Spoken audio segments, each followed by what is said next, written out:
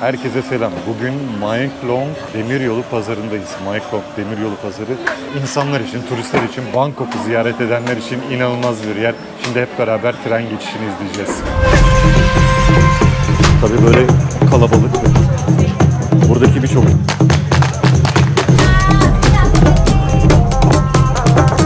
burası tam pazarlığının diğer tarafı.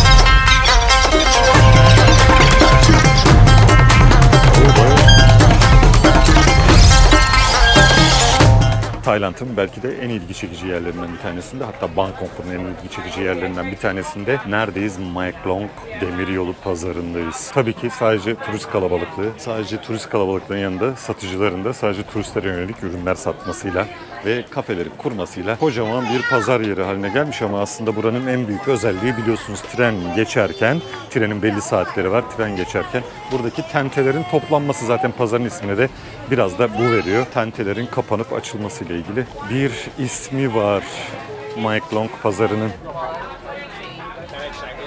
Maeklong Pazarı aslında 1901 yılında kurulmaya başlanmış, kurulması planlanmış. 1904 yılında da bir demiryolu oluşturularak yaklaşık 8 durakla bu alana yerleşmiş.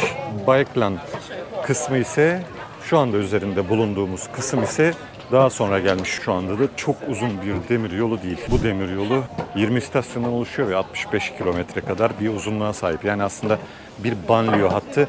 Döneminde limandan balıkçıların ürünlerini ve limana gelen ürünleri iç bölgelere taşımak için yapılmış bir yer. Tabii böyle kalabalık ve karışık bir demiryolu görmemişsinizdir. Her yerde normal, fresh, taze meyve sebze satan tezgahlar var. Saati geldiğinde şimdi bu tezgahlar hemen kaldırılacak, tren geçecek ve sonrasında anında yeniden kurulacak hepsi.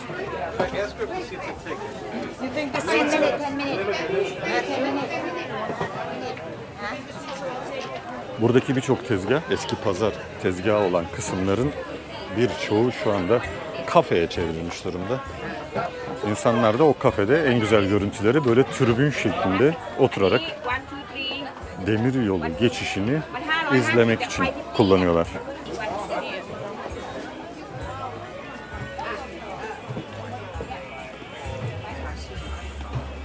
Gerçekten tümüyle muhteşem bir yer.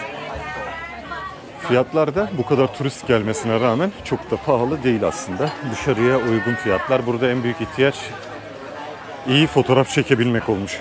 O yüzden de belirli noktalara, belirli kafelere çok büyük rağbet var. Daha öncesinden geliyorlar. Şimdi bu demiryoluna gelindiğinde ilk önemli noktalardan bir tanesinde duruyorsunuz. İzleyebileceğinizi, izlemeyi planladığınız noktalardan bir tanesinde duruyorsunuz.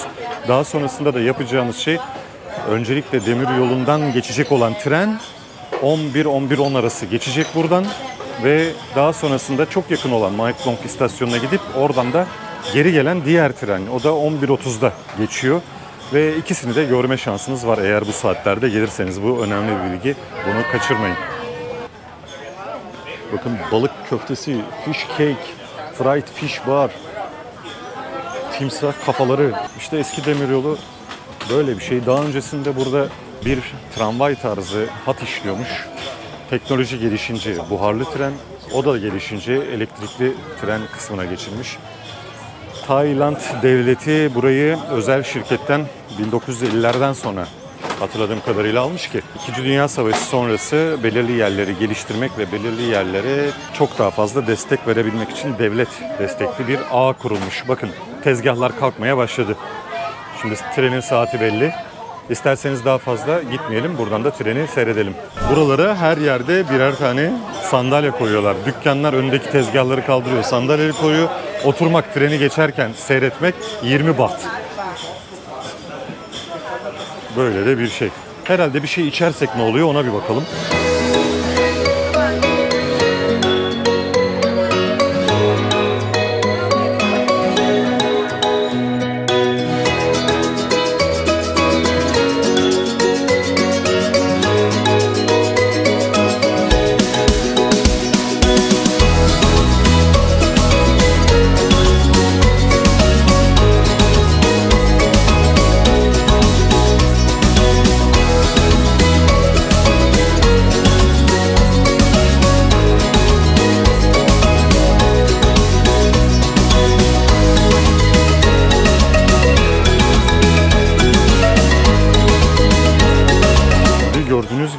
burada Tayland'a dair her şey var. Şimdi her yer, bütün tezgahlar içeriye çekildi. Her yer tamamen bir stand haline geldi. Ve isterseniz de bir şeyler içerseniz sanıyorum şey verilmiyor. Para verilmiyor.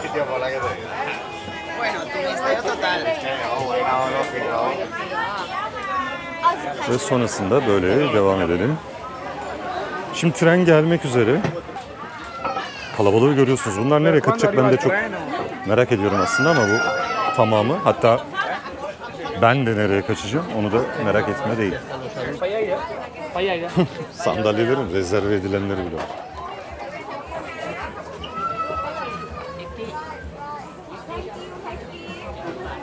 Her şey şu tren için.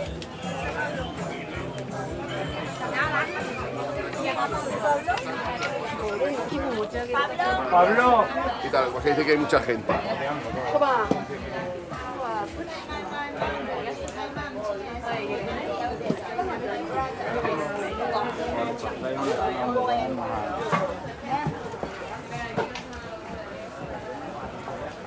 Burası tam pazar bölümü, diğer taraf tam turistik seyir teraslarına dönmüş.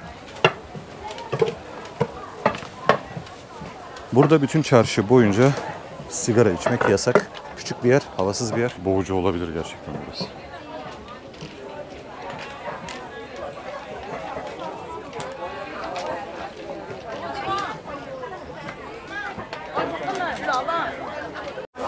Şimdi bakın böyle demiryolu, tren gelmeye başladığında böyle bir şey oluyor.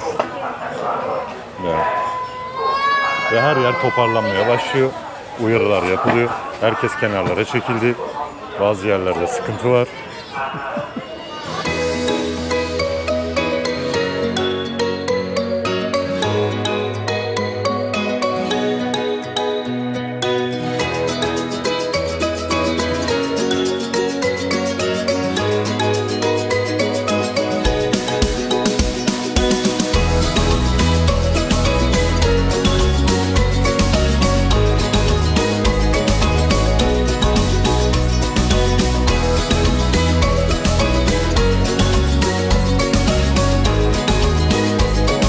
Ne taraftan gelecek bu sefer? Acaba? Ha bu taraftan. Yok bu da bu tarafa çekiyor. Kimse bilmiyor. Bu taraftan geleceğini çözemedik. Gitti.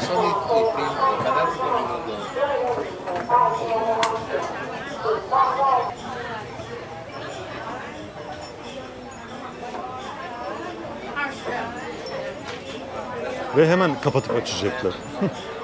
Bir taraftan da iş devam ediyor ve ürünler var. Ürünlerin bozulmaması lazım. Görüldüğü gibi böyle her yer açılıyor tren gelirken.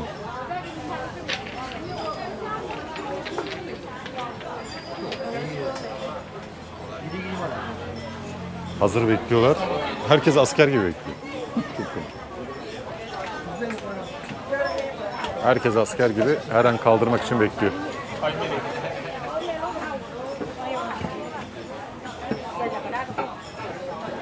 Herkes bu sırada son anonsu bekledikten sonra kaldıracaklar. Hepsi hazır. Çok da fazla zaman kaybetmek istemiyorlar. Hem ürünleri bozulmasın, hem gölge devam etsin, hem de trenden tenteleri etkilenmesin. İşte bu yola aslında ismi burası veriyor. Buradan gelecekmiş.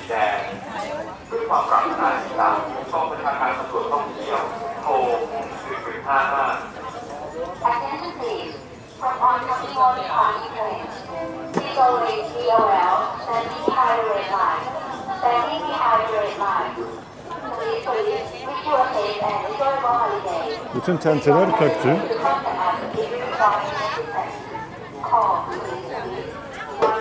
Şöyle ben.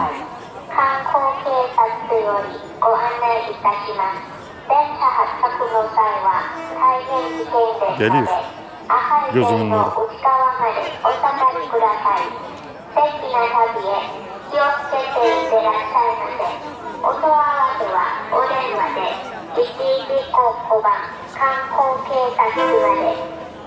请注意，火车马上到站，为了你和大家的安全，请站在红线后等待。旅游警察希望 Bekliyoruz 你 bakalım. 的安全快乐假期。 Şimdi geliyor. Arkamda tren. 中央旅游警察为你服务。 Geliyor. Geliyordu. 열차가 들어오고 있습니다. Bütün tenteler toplandı. Tren yine de insanların ortadan çekilmesi için bağırıyor. Herkes ortada çünkü hala. 소매치기에 주의하여 주시기 바랍니다.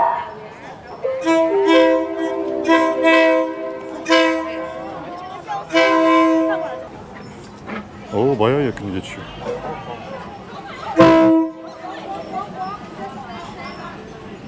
Ve çok yakın değil miyiz?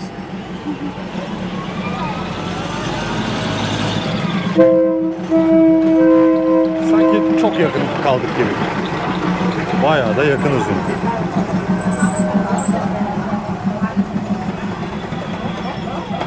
Herkes burada. İçeridekiler dışarıyı, dışarıdakiler içeriği çekiyor.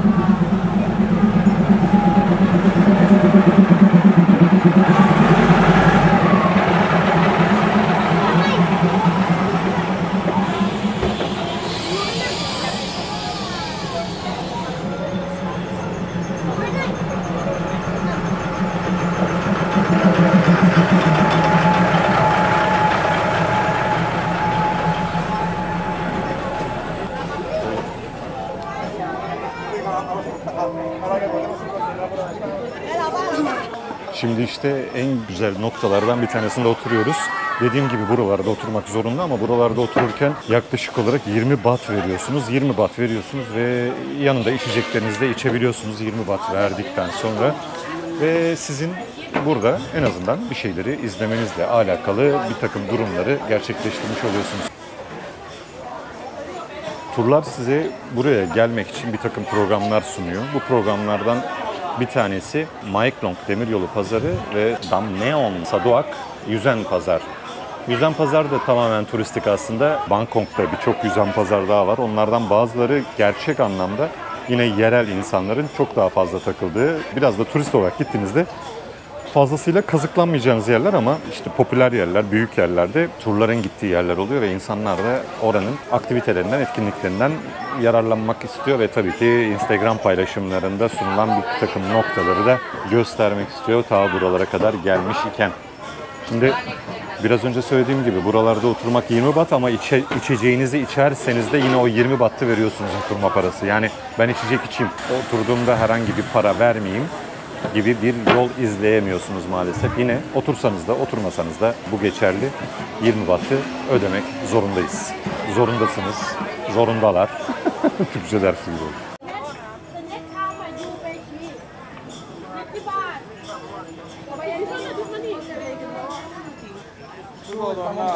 Ve yine işte insanlar sadece bu fotoğrafı alabilmek için buralara toplandılar. Tren bağıra çağıra geliyor.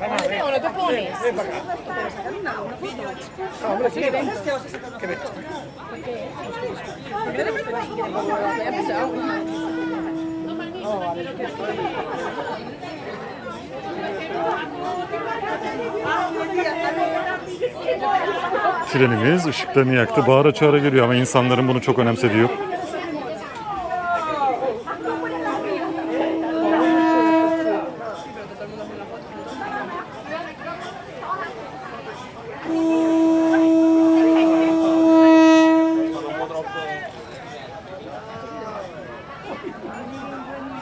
Karşıya geçmem lazım. Bir an önce karşıya geçmem gerekiyor. Ne yapacağım bilmiyorum. Geçeyim.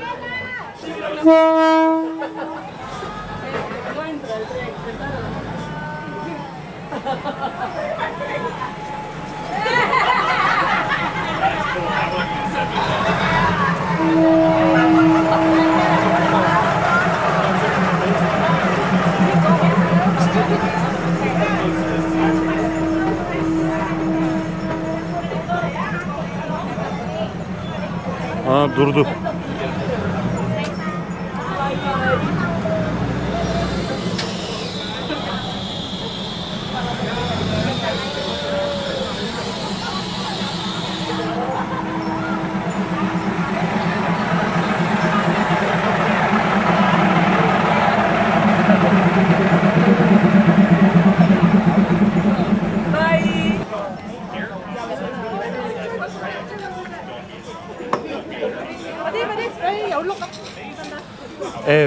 bugünkü macera da böyle bitti. Ve biz artık başka bir pazara, başka bir görüntüye gitmek üzereyiz. Ve böylece Maeklong pazarından, tren pazarından da en büyük keyfimizi alarak herkesin yapmak istediği şeyi en azından sizlere de göstererek buradan devam ediyoruz. Şimdi insanları göstereyim ki tren geçişinde herkes fotoğraflarının nasıl çıktığına bakıyorlar. Onun dışında da yeniden belirli bir saat sonra buradan artık geçilecek. Pazar artık rahata kavuştu bu saatten sonra.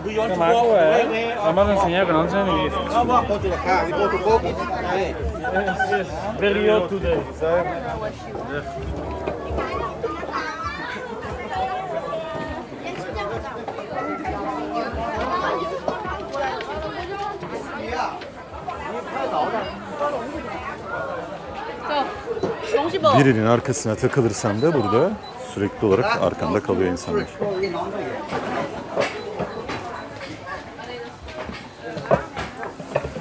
Buradaki turist kafileleri yaklaşık bu iki tren geçtikten 15 dakika içerisinde buradan ayrılıyorlar. Daha sonrasında kendi gelenler veya trenin geçiş saatiyle ilgili bazı farklı pozisyonları tercih edenler, saatleri tercih edenler kalmaya devam ediyor tabii etrafta. Bütün tenteler hazırlanıyor. Artık akşama kadar gölge olması lazım buranın ki insanlar serinde kalabilsin. Nasıl bir kalabalık, nasıl bir kaos.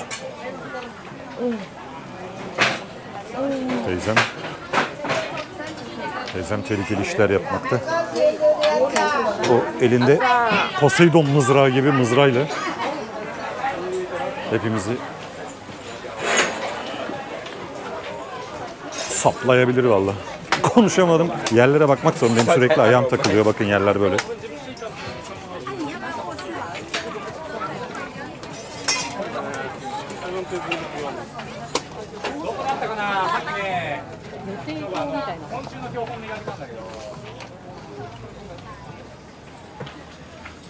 Evet, burada biraz daha rahatladık. Maeklong Demiryolu pazarından otobüsümüze doğru gidiyoruz. Birazdan sizi başka bir videoda göstereceğim. Nereye götüreceğim? Tabii ki Damneon Saduak Yüzen Çarşısı'na. Bangkok'un en ünlü turistik yüzen çarşısı tabii. Birkaç yüzen çarşısından bir tanesi ve Damneon Saduak'a hep beraber orada da onu başka bir videoda anlatırız. Ve o şekilde de en azından Bangkok'ta gezilecek yerler hakkındaki detaylandırmaları daha da fazla geniş bir hale getirmiş oluruz. Hadi bakalım.